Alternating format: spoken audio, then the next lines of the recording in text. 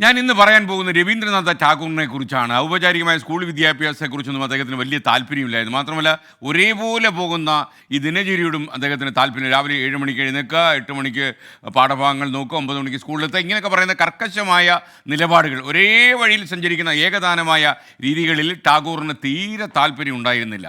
അദ്ദേഹത്തിന് എപ്പോഴും സന്തോഷം പ്രകൃതി നിരീക്ഷിക്കുക, വീട്ടിലെ തോട്ടത്തിലെ പണിയെടുക്കുന്ന ആളുകൾക്കൊപ്പം നടക്കുക, അവരുമായിട്ട് ഇടപഴകുക, അവർക്കൊപ്പം ജോലി എടുക്കാൻ പറ്റുമെങ്കിൽ ജോലി എടുക്കുക, ഇതൊക്കെയായിരുന്നു ടാഗോറിന് ഏറ്റവും ഇഷ്ടപ്പെട്ട വിനോദം. ഒരു ദിവസം ടാഗോർ തോട്ടക്കാരനെ സഹായിക്കാനായിട്ട് അയാളുടെ പണിയായുധങ്ങളെടുത്ത് പണി ചെയ്യാൻ തുടങ്ങി.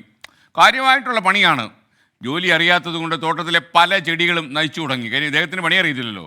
തോട്ടക്കാരൻ ശകാരിച്ചില്ല, പകരം ടാഗോറിനോട് പറഞ്ഞു, പഠിച്ചു മാത്രമേ ഇത്തരം ജോലികൾ ചെയ്യാൻ പാടുള്ളൂ, അറിയാതെ ഒരു പണിയിലും പോയി ചെന്നിറങ്ങരുത് എന്ന് സൗമ്യമായിട്ട് ഒരു ഉപദേശം കൊടുത്തു. പല ആളുകളും പണി അറിയാതെ പണി ചെയ്യാൻ ശ്രമിക്കും, പണി കുളവാകും, പണിക്ക് പണിയാവും.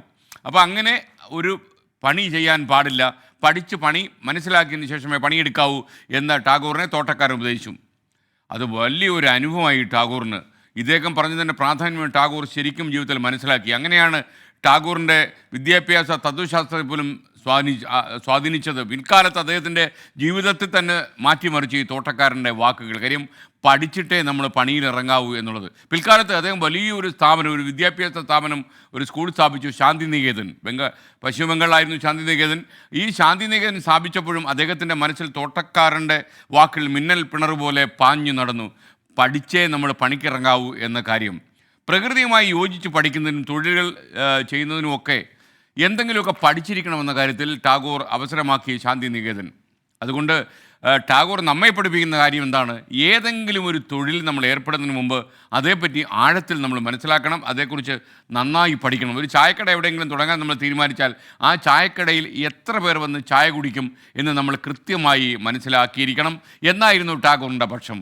അതുകൊണ്ട് നമ്മൾ തീർച്ചയായിട്ടും നമ്മൾ അങ്ങനെ തന്നെ ചെയ്യണം. ഞാനൊരിക്കലൊരു അഭിമുഖത്തിൽ പ്രശസ്ത വ്യവസായിയായ എം എ യൂസഫിനോട് ചോദിച്ചു, നിങ്ങളുടെ ഈ വ്യവസായത്തിലെ വിജയത്തിൻ്റെ രഹസ്യം എന്താണ് എന്ന് ചോദിച്ചപ്പോൾ അദ്ദേഹം പറഞ്ഞൊരു മറുപടി, എനിക്കറിയാത്ത ഒരു പണിയും ഞാൻ ചെയ്യാൻ പോകില്ല. ഈ അടുത്തിടെ വിമാനം ഉണ്ടാക്കുന്നൊരു കമ്പനി തുടങ്ങാനായിട്ട് ഒരു സംഘം എന്നെ സമീപിച്ചു. ഏതാണ്ട് ഒരു 15,000 കോടി ഇൻവെസ്റ്റ്മെൻറ്റാണ്, എനിക്കത് താങ്ങാവുന്നതേ ഉള്ളൂ. പക്ഷേ ഞാൻ പറഞ്ഞു ഞാനത് ചെയ്യില്ല എന്ന് പറഞ്ഞു. കാരണം വിമാനം ഉണ്ടാക്കുന്ന പണി എനിക്കറിയില്ല, എനിക്കറിയാവുന്ന കച്ചവടം മാത്രമാണ്, ഞാൻ ആ കച്ചവടം ചെയ്യുന്നു. പലര് കച്ചവടമൊക്കെയാണ് എനിക്ക് കൂടുതലും അറിയാവുന്നത്. നാട്ടികക്കാരൻ വ്യവസായി പറയുന്നു ആ കച്ചവടത്തിൽ മാത്രമേ ഞാൻ താല്പര്യം കാണിക്കുന്നുള്ളൂ എന്ന്. അപ്പോൾ ഇതിൽ നിന്നൊക്കെ മനസ്സിലാകുന്നത് എന്താ? വിവരമുള്ള ആളുകൾ, ബുദ്ധിമാന്മാർ, വിജയിച്ച ആളുകളൊക്കെ തന്നെ പണി മനസ്സിലാക്കി പണിയെടുക്കും. ഒന്നും അറിയാത്ത ആളുകൾ വിഡ്ഢികളാണെങ്കിൽ അവർ പണി മനസ്സിലാക്കാത്ത പണി ചെന്ന് ചാടും, ജീവിതം മുഴുവൻ പണിയായി മാറും.